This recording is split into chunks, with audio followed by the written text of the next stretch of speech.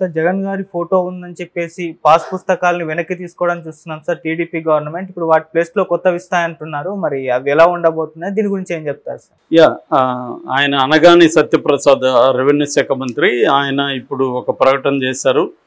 అందులో జగన్ ఇచ్చిన పాస్ పుస్తకాలు ఏదో ఉన్నాయో వాటన్నిటిని వెనక్కి తీసుకుంటున్నాము, అట్లాగే జగన్ పాతిన రాళ్ళు వాటిని కూడా మార్చేస్తున్నారట్టుగా చెప్తున్నారు. సో ఇప్పుడు రీసర్వే చేసి జగన్ 4,618 గ్రామాల్లో 20,19,000 పాస్బుక్లు ఇచ్చారు ఆల్రెడీ. సో 20 లక్షల పాస్ పుస్తకాలు వెళ్ళిపోయినాయి జనాల దగ్గరికి. దాని తర్వాత ఇంకొక 1,00,000 పాస్ పుస్తకాలు ఆల్రెడీ ప్రింట్ అయిపోయినాయి, వెళ్లాల్సి ఉంది. అయితే ఎన్నికల కోడ్ రావడంతో అది ఆగిపోయినాయి. అట్లాగే 74,65,000 అంటే రఫ్గా మనం 75 లక్షలు వేసుకోవచ్చు. 75 లక్షల సర్వే స్టోన్స్ రాళ్ళు కూడా పాతడం కూడా అయిపోయింది. ఇంకొన్ని రాళ్ళు పాతలేదు, అవి అట్లాగే ఎక్కడికక్కడ పడున్నాయి. వాటిని పెద్ద ఎత్తున ఆర్డర్ ఇచ్చి రాళ్ళను తయారు చేయించి చేశారు.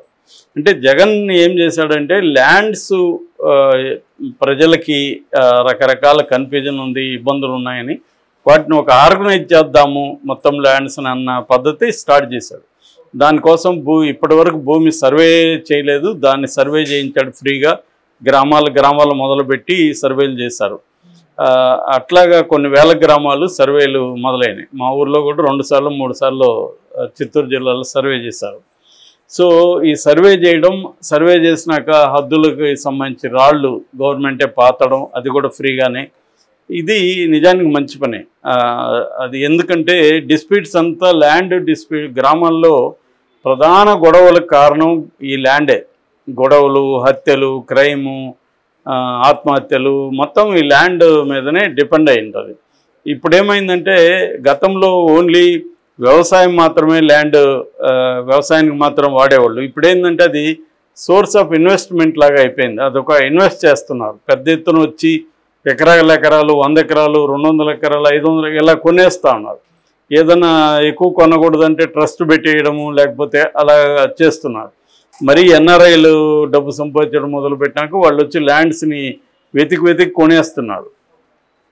నిజానికి ల్యాండ్ కొన్న వాళ్ళంతా ఆ ల్యాండ్ని అలా ఉంచేస్తున్న తప్ప పంటలు లేవు. ఏవో కొంతమంది తోటలు పెరిగేటువంటి తోటలు వేయడం, లేదా ఫామ్ హౌస్లు పెట్టుకోవడం, ఫామ్ హౌస్లు పెట్టుకొని సిటీకి దగ్గరగా ఉంటే ఫామ్ హౌస్లు పెట్టుకోవడం, ఇలాగ రకరకాల పద్ధతుల్లో ల్యాండ్ అనేది యూసేజ్లోకి వస్తూ ఉంది.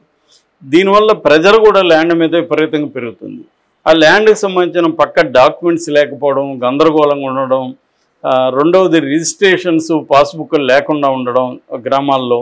ఇప్పుడు మా ఊర్లో నేను చూస్తుంటాను, అంతా కూడా ఒకప్పుడు ఏంటంటే నోటి మాటతో చెల్లిపోయేది. సో నువ్వు ఈ 10 ఎకరాలు నేను కొంటానంటే నీకు డబ్బులు ఇచ్చేసి ఏదో ఒక అగ్రిమెంట్, సేల్ అగ్రిమెంట్ చేసుకొని ఇచ్చేసేవాళ్ళు. దాని రిజిస్ట్రేషన్ వ్యవహారాలు లేవు. అలాగే ఇప్పుడు అది చేతులు మారిపోయి ఉంటుంది. ఒరిజినల్ ఓనర్ ఎక్కడున్నాడో కూడా ఎవరికి తెలియదు ఇవాళ. సో ఇప్పుడు వెళ్ళి మనం మన రిజిస్ట్రేషన్ చేసేయండి బాబు, మాకు పాస్బుక్ ఇవ్వండి అంటే, మీ రిజిస్ట్రేషన్ లేదు, ఇది అడంగల్లో వేరే వాళ్ళ పేరుతో ఉంది, మీ పేరుతో లేదు, వాళ్ళ దగ్గర మీరు రిజిస్ట్రేషన్ చేసుకోండి అంటారు. ఒకవేళ వాళ్ళు కనబడరు, ఫస్ట్ ఆఫ్ ఆల్ ఎక్కడున్నారో తెలియదు. ఒకవేళ పట్టుకుంటే వాడికి ఆశ పెరుగుతుంది. ఎందుకంటే వాడు అమ్మింది, ఫర్ ఎగ్జాంపుల్ మాకు అమ్మింది వాడు 5,000 అనుకో, ఇవాళ అది 50 లక్షలు 30 లక్షలు ఎకరా ఉంటుంది. సో వాడు ఖచ్చితంగా, నేను అప్పుడు లీగల్గా అతనికే రైట్ ఉంటుంది, నీకు రైట్ లేదు. పొసెషన్ నీ పొసెషన్లో ఉంటుంది, కానీ లీగల్ రైట్ నీకు ఉండదు. సో అతనేం చేస్తాడు, డిమాండ్ చేస్తాడు డబ్బులు. నాకు ఒక 5 లక్షలు ఎకరాకి నేను రాసిస్తా అంటాడు. నీకు ఇప్పుడు ఎకరాకి 5 లక్షలు ఇచ్చే ఇది ఉండదు, ఎందుకంటే నువ్వు జాగ్రత్తగా దాన్ని ఎప్పుడో డబ్బులు ఇచ్చేసావు, అది నీదైపోయింది. కానీ లీగల్గా కాలా. ఇటువంటి ఒక ఇబ్బందుల్ని ఎలా పరిష్కరించాలి, ఇటువంటి ప్రాబ్లమ్స్ ప్రతి చోట, ఇదొక నేను ఎగ్జాంపుల్ చెప్పాను, ప్రతి చోట విపరీతంగా ఉన్నాయి. మా ఏరియాలో అన్ని ఊర్లలో ఇదే పరిస్థితి. సో దీనివల్ల ఏమవుతుందంటే లంచాలు ఇచ్చి ఏదో ఒక అంటే మన ల్యాండ్ మన పేరు రాసుకోవడానికి కూడా మనం లంచాలు ఇవ్వాలి. ఇది పెద్ద ఎత్తున రెవెన్యూ, అందుకనే రెవెన్యూ శాఖలో పట్టుబడిన వాళ్ళ దగ్గర అంతా కోట్లు దొరుకుతూ ఉంటాయి ఏసీబీ పట్టుకుంటే. ఎందుకంటే ఇదే పని, ఇక వేరే ఇదేం లేదు. సో అంటే వేరే అక్రమాలు జరిగేది అది వేరే వ్యవహారం. నేను దాని జోలికి పోవట్లే. మన జెన్యూన్గా మనం ఒక 50 ఏళ్ళుగా మన ఫ్యామిలీ పొసెషన్లో ఉండే ల్యాండ్ కూడా దానికి నాదని లీగల్గా డాక్యుమెంట్ ఈయన బాబు అంటే దానికి లంచం ఇవ్వాలి. ఇది లంచం ఇచ్చినా కూడా పనులు కావట్లేదు. లంచం మేము ఇంత ఇస్తాం, నా ల్యాండ్ నాకు ఇచ్చారా బాబు, నా డాక్యుమెంట్స్ ఇయ్యరా బాబు అని పోతే కూడా విపరీతంగా తెప్పించడం ఇదే జరుగుతుంది. దీనివల్ల నేను చిన్నప్పటి నుంచి చూస్తున్నా రెవెన్యూ వాళ్ళతో ఎప్పుడూ గొడవే. ఎందుకంటే ఇది జరుగుతుంది. దీన్ని ఏదో సంస్కరిద్దామని జగన్ ట్రై చేశాడు. దాంతో ల్యాండ్ టైటిలింగ్ యాక్ట్ అనుకున్నాడు, అది రివర్స్ కొట్టింది జగన్కే. రివర్స్ కొట్టి దాన్ని ఉపయోగించి సక్సెస్ఫుల్గా ప్రశాంత్ కిషోర్ అడ్వైజ్ ఇచ్చాడు. ల్యాండ్ టైటిలింగ్ యాక్ట్ వల్ల జనం ల్యాండ్స్ని వైసీపీ లాక్కుంటుంది, జగన్ లాక్కుంటాడు, జగన్ ఒక భూబకాసులాగా చిత్రీకరించి పెద్ద పెద్ద యాడ్లు ఇచ్చి దాని మీద ఫోకస్ చేశారు. సో లాస్ అవర్షన్ అనే థియరీ ప్రకారం ఎవరికైనా మనకు ఉన్నది కోల్పోతా ఉంటే ఎక్కువ భయం. కాబట్టి ఆల్రెడీ జగన్ చేసిన ఒక స్టూపిడ్ పని ఏంటంటే పాస్బుక్ మీద పెద్ద ఫోటో, నాదనుకో పాస్బుక్, నా ఫోటో కంటే జగన్ ఫోటో పెద్దదిగా వేయడం. ఆ పిచ్చి ఏంటో అర్థం కాదు. నా పాస్బుక్ మీద నా ఫోటో ఉండాలి, గవర్నమెంట్ స్టాంప్ ఉండాలి, అతని ఫోటో వేయడం ఏంటి? ఇప్పటివరకు ఏ ముఖ్యమంత్రి వేయలేదు. సో ఈ పిచ్చి పని అనేది చేయడం వల్ల కూడా జగన్కి రివర్స్ అయింది. అదేంటంటే దాన్ని భయపెట్టగలిగారు. చూడు, అందుకనే వాళ్ళు జగన్ ఫోటో వేసుకున్నాడు, జగన్ రేపు లాక్కుంటాడు అని. సో మామూలుగానే గ్రామాల్లో ల్యాండ్స్ మీద రకరకాల కన్ఫ్యూజన్ ఉంది. సో దీనివల్ల ఖచ్చితంగా జగన్కి నష్టమైంది. అయితే ఇప్పుడు తెలుగుదేశం ఏమన్నా బెటర్గా చేస్తుందా? తెలుగుదేశం మళ్ళీ పాత పద్ధతిలో చేస్తుంది. తెలుగుదేశం దీన్ని ఏమన్నా ఈ సమస్యను పర్మనెంట్గా పరిష్కరిస్తుందా? పరిష్కరించదు. ఏ పార్టీ కూడా పరిష్కరించదు. ఎందుకు పరిష్కరించదు? ఎమ్మెల్యేలు, ఎంపీలు, లీడర్లు, తెలుగుదేశం అయినా ఏ పార్టీ అయినా వాళ్ళ ప్రధాన ఆదాయ వనరు ల్యాండే. మళ్ళీ ల్యాండ్లో నుంచి ఎక్కువ సంపాదించాలి వాళ్ళు. సో ఈ ల్యాండ్స్ని గ్రాప్ చేసుకోవడం, ల్యాండ్స్ని కొనిపెట్టుకోవడం. ఇప్పుడు అమరావతి ఖచ్చితంగా బిగ్ ల్యాండ్ స్కామ్, అది నో డౌట్. అది ఎందుకంటే దాంట్లో ఎక్కడెక్కడ అభివృద్ధి అవుతుందో దాన్ని ముందే చెప్పేస్తారు. వీళ్ళోళ్ళు వెళ్ళి బినామీలు వీళ్ళోళ్ళు వెళ్ళి అక్కడ ల్యాండ్ కొనుక్కుంటారు. గతంలో హైటెక్ సిటీ ఇంతే. మా ఏరియాలో ఖమ్మం బ్యాచ్ కూడా ఇక్కడికి వచ్చి కొన్నారు. ఎందుకంటే చంద్రబాబు బ్యాచ్ ముందుగానే మాకు ఇంటి ఇచ్చిందని చెప్పారు. మీకు ఎలా తెలుసురా బాబు అక్కడ ల్యాండ్ కొనాలని మేము అడిగితే మాకు ముందే వచ్చేసింది. ఇదే జరిగింది, ప్రతి చోట ఇదే జరుగుతుంది. ఏ పార్టీ అయినా, నేను తెలుగుదేశం అని చెప్పలే. ఇప్పుడు అక్కడ జగన్ రేపు వైజాగ్ని డెవలప్ చేయబోతున్నాం అంటే జగన్ బ్యాచ్ అంతా వెళ్ళి అక్కడ ల్యాండ్స్ కొంటారు వైజాగ్లో. సో ఎక్కడైనా పొలిటికల్ పార్టీ ఏదైనా ఒక ఏరియాని డెవలప్ చేయబోతున్నాం అని ప్లానింగ్ ఉంటే తన వాళ్ళకి చెప్తుంది. వీళ్ళు ముందుగా ల్యాండ్స్ అక్కడ తక్కువ కొనేసుకున్నాక వీళ్ళు వెళ్ళి డెవలప్మెంట్ చేస్తారు, వీళ్ళు ల్యాండ్స్ పెరుగుతాయి. This is the land scam. ప్రతి పార్టీ చేస్తుంది ఇది. ఇక్కడ మన కేసీఆర్ ఉన్నప్పుడు చేయలేదా?